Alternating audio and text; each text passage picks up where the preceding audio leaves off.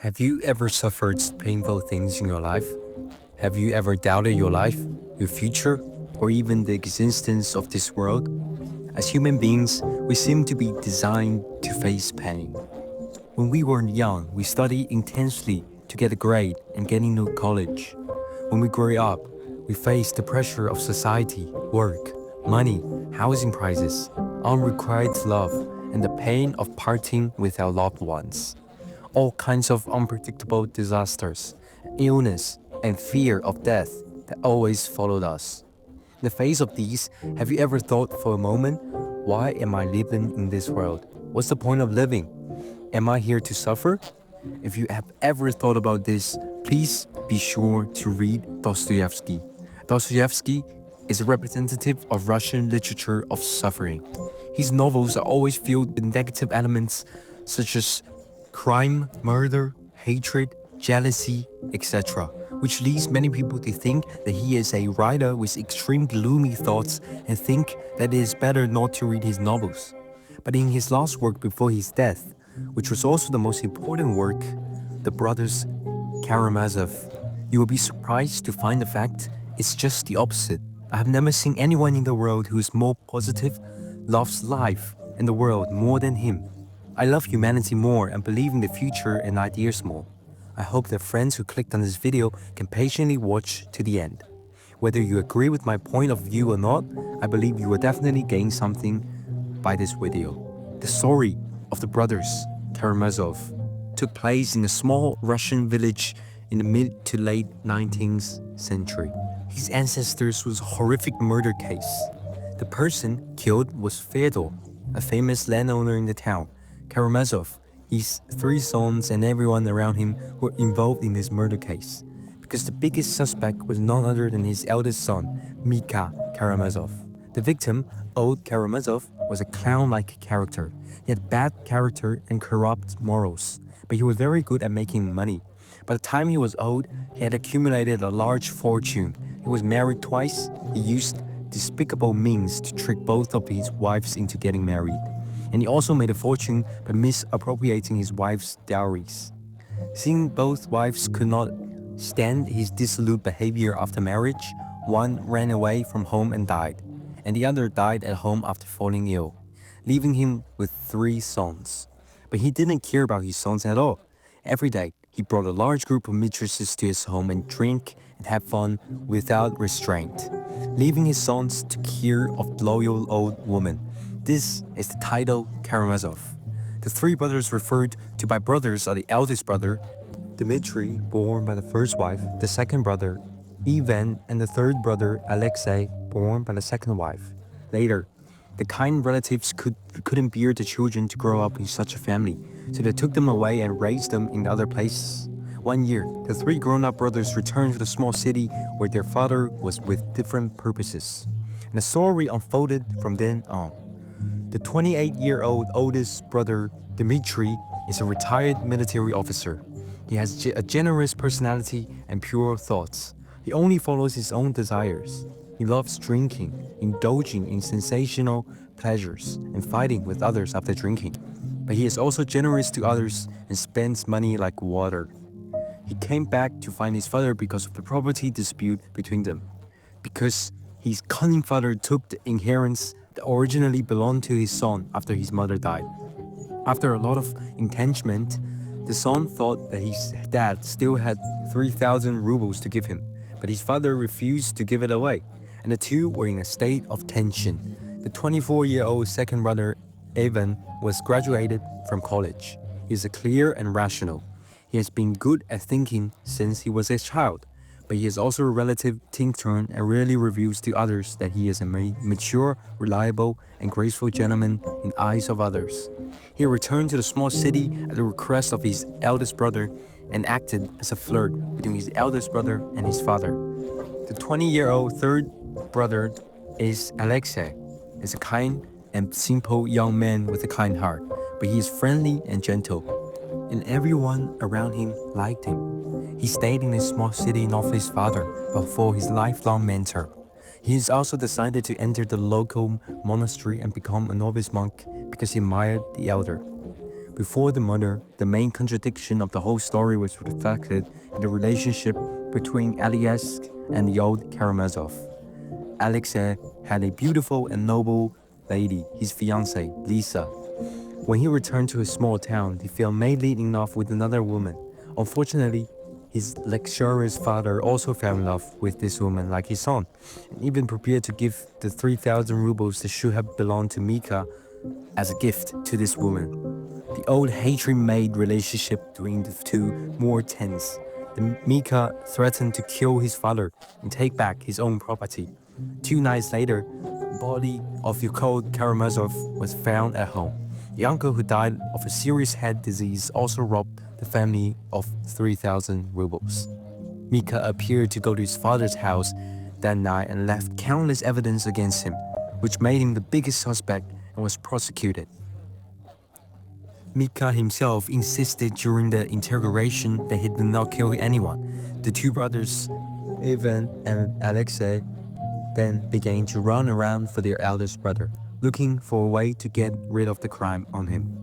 Interestingly, although the third brother, Aryosha, is the author's favorite protagonist and most of the stories unfolded from his perspective, in the main story, the second brother, Ivan, occupies a major position, as he is the protagonist of the whole story. As the story progresses, Ivan's hidden thoughts begin to slowly emerge. It turns out the reason why he agreed to his eldest brother's request and returns to a small city to help them, and their father and the son settle the property dispute, was not for the Mika or his father, but because he fell in love with his eldest brother's fiancée, Katrina. Mika also knew about this, but he no longer loved Katrina, or perhaps he never loved her at all.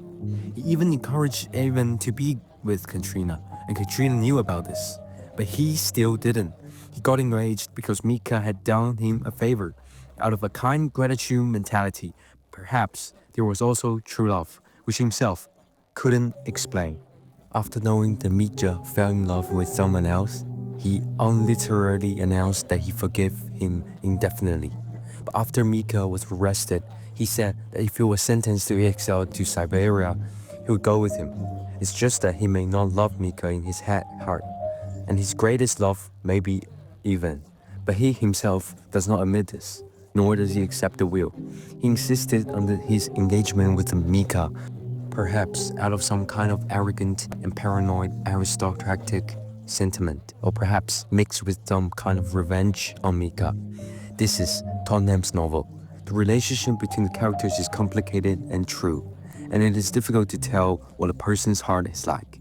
It can be said that this understanding and analysis of the deep psychology of human beings has reached a level that is so real that it is unbelievable.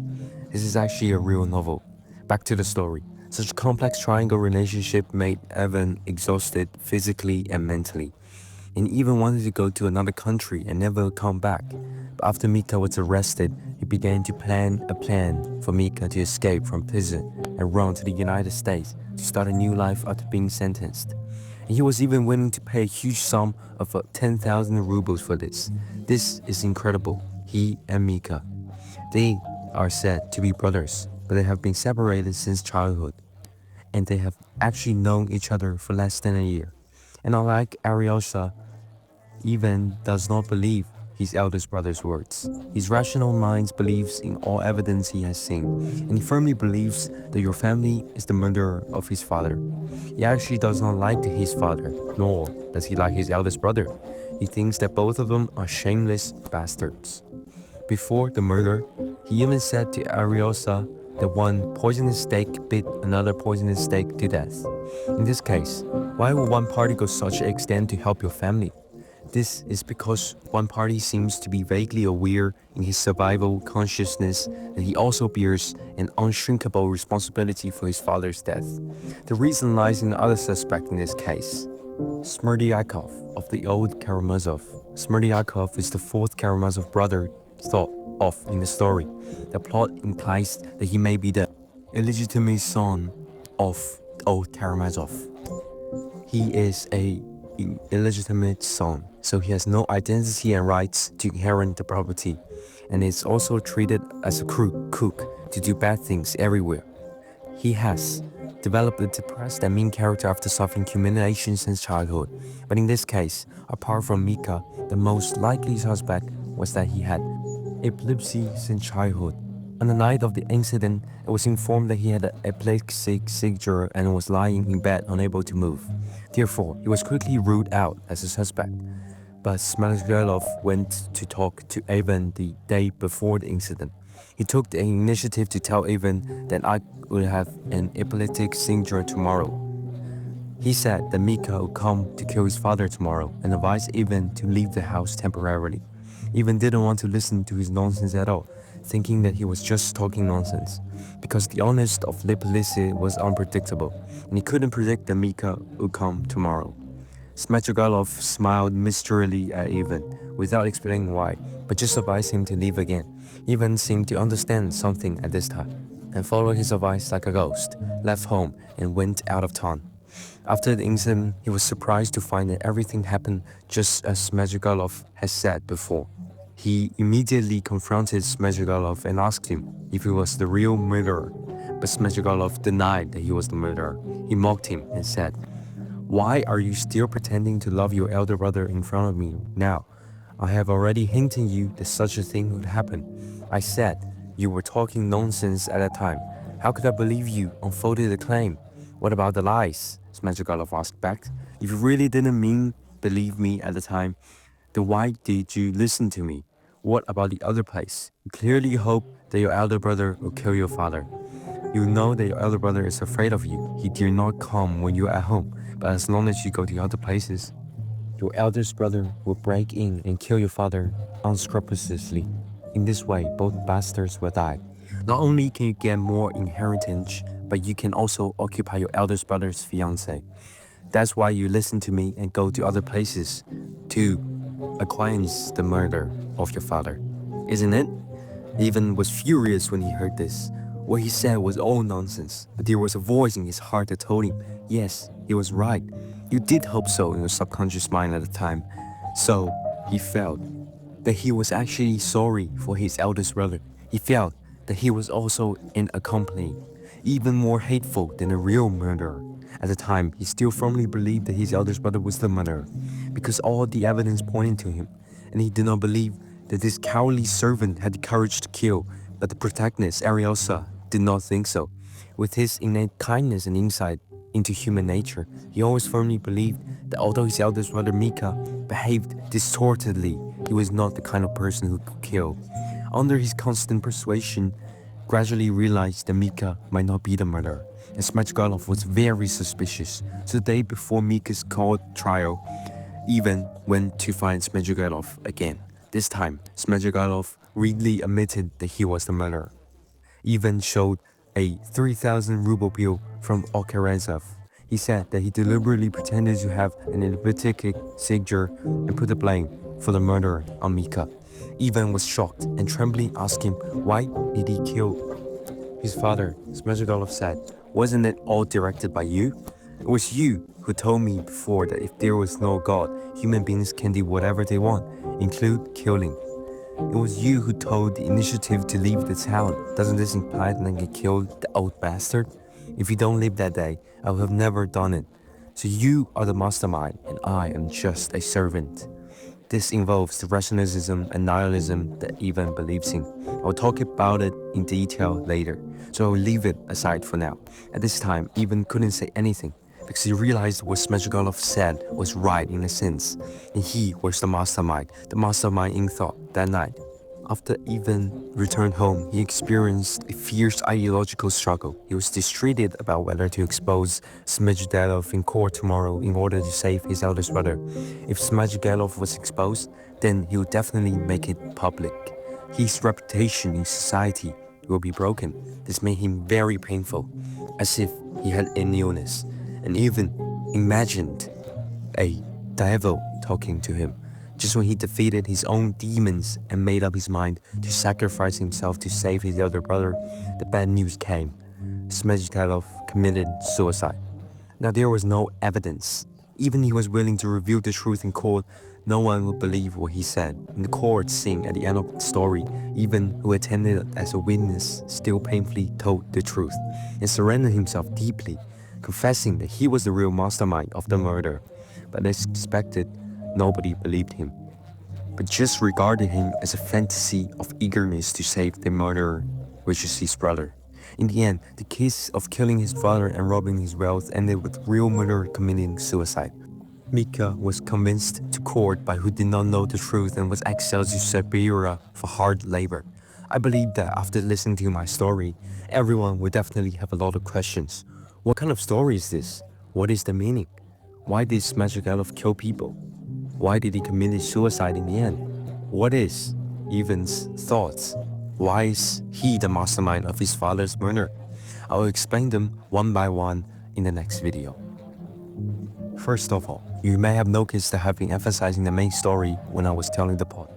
This is because the Brothers Karamazov is a masterpiece of nearly 800,000 words.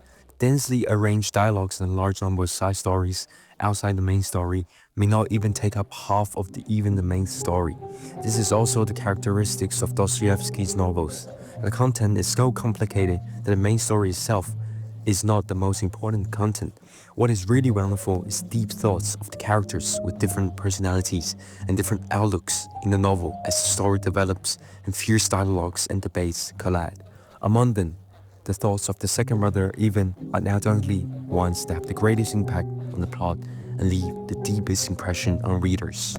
In this video, we have developed through the stories and plots of the Brother Karamazov. In the next video, I'll explain the deep meaning and thoughts of this great novel written by one of the greatest novelists ever.